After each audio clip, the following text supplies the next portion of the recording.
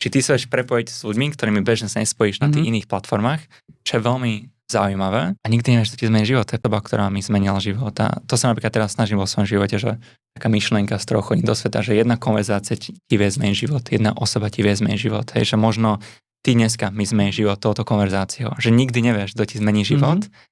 To je tiež taká myšlienka, ktorú si teraz tak beriem každý deň zo seba, že aký LinkedIn Connect môžem spraviť, alebo aký post môžem spraviť, ktorý práve uvidí niekto, ktorý pozná niekoho. Hej, že tá teória toho tých 6 stupňov prepojenia, neviem, či si o tom počul. Je akoby, že vedecky je preukázané, že ty vlastne sa dokážeš dostať ku každému na svete cez 6 ľudí. Je akože cez 6 kontaktov. Teda, že a myšlienka toho života, ako keby je, že nájdi osobu, ktorá možno má prepojenie level 2. To znamená, že on pozná každého hneď.